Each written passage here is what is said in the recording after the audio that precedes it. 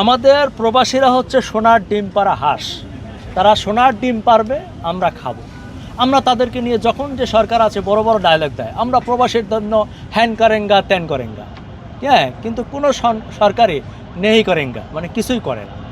একজন প্রবাসী কোত্থেকে শুরু হয় দেখেন, প্রথমত যখন সে বিদেশ যাওয়ার প্রিপারেশন নেয় তখন সে প্রবাসী কল্যাণ ব্যাংক দ্বারা প্রতারিত হয়, লোন পায় না।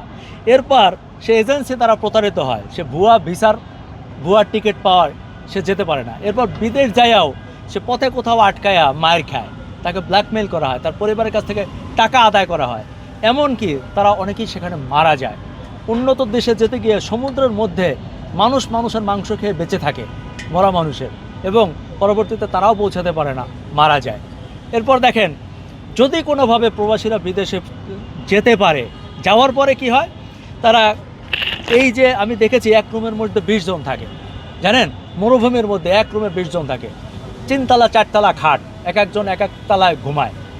এরপরেও সারাদিন কষ্ট করার পর রাত্র হলেই বউয়ের ফোন আমার আইফোন লাগবে, মাইয়ার ফোন আমার iPhone 17 Pro Max লাগবে, ভাইয়ের ফোন আমার বাইক কিনতে হবে, মায়ের ফোন জাগা জমি কিনলি না।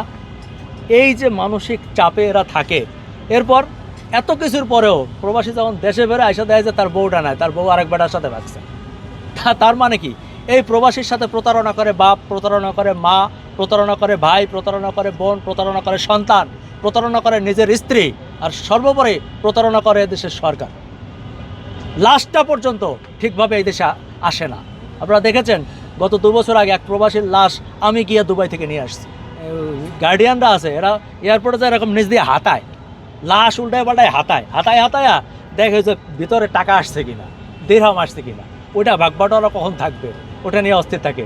অথচ এই যে একটা আবেগ, এই যে একটা মানুষ আসলো সারা জীবনে কিছুই পেলো না, এটা খুবই দুঃখজনক। প্রবাসীদের জীবন কোনো জীবন না ভাই, এদের জীবন বলতে কিছু নাই। শেষ পর্যন্ত সারা জীবন খাটবে, পরিশ্রম করবে, সবার চাহিদা পূরণ করবে, লাস্ট পর্যায়ে দেশে এসে মারা যাবে, আইসা দেখবে বউও নাই, আরেকবারটার সাথে ভেঙে গেছে। এটাই জীবন। এই গার্ডিয়ানরা অনেক টেনশন করে, কারণ প্রবাসীরা যে বিদেশ যায় অরিজিনালি কবে আসতে পারবে এটার কোনো তাল ঠিক নেই।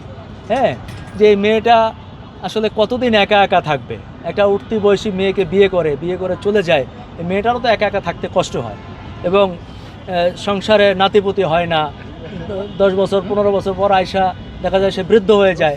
আলটিমেটলি প্রবাসীর ওই বলে না এহকাল পরকাল দুটোই শেষ হয়ে যায়, মানে ওই জীবনেও কিছু পায় না, দেশে আয়সাও কিছু পায় না। তো এই কারণে এখন অনেকেই চায় না যে প্রবাসীদের কাছে মেয়ে বিয়ে দিবে। তা আমার মনে হয় কি, যদি প্রসেস ঠিক থাকে, সঠিকভাবে বিদেশে যায়, এবং ধরেন 1 বছর থাকলো, এসে 6 মাস দেশে থাকলো, আবার 6 মাস বিদেশে গেল, এরকম যদি কোনোভাবে এদেরকে শান্তি দেওয়া যায়, তাহলে এটা কিন্তু একটা বিশাল ব্যাপার হয়। আপনি জানেন যে বাংলাদেশে কী পরিমাণ টাকা বিদেশ থেকে আসে। বাংলাদেশে অনেক বড় বড় প্রজেক্ট হয় কিন্তু প্রবাসীদের টাকায়, আমরা অনেকে জানিও না। এরা কিন্তু দেশের উন্নয়নে ব্যাপক অবদান রাখে, এবং সেই অবদানের পরিপ্রেক্ষিতে তারা কিন্তু কিছুই পায় না। আমি মনে করি যে এদেরকে সুযোগ দেওয়া উচিত, হ্যাঁ, এদেরকে সম্মান দেওয়া উচিত। পাশাপাশি আমাদের দেশটায় এমন একটা পরিবেশ তৈরি করা উচিত যেন প্রবাসীরা সেই যথাযথ সম্মানটা পায়। কিছুদিন আগে আমি শুটিং করতে কুমিল্লা গিয়েছিলাম একটা এলাকায়, যেখানে দেখেছি প্রবাসীদের বাড়িতে প্রত্যেক দিন রাত্রে ডাকাতি হয়। মানে এটা কার ব্যর্থতা? এটা রাষ্ট্রীয় ব্যর্থতা। রাষ্ট্র প্রবাসীদের নিরাপত্তা দিতে পারে না। আমার অবাক লাগে, তাইলে আমাদের প্রশাসন কি করে, তাই না? তো প্রশাসন ব্যর্থ, প্রবাসীদের নিরাপত্তা দিতে পারে না। এদেরকে নিরাপত্তা দিতে হবে সবার আগে। বক্তব্য মূল্যায়ন করার সময় আসেনি, আমরা আর একটু সময় দিই, দেখি কি করে, না হলে আমরাই বলবো।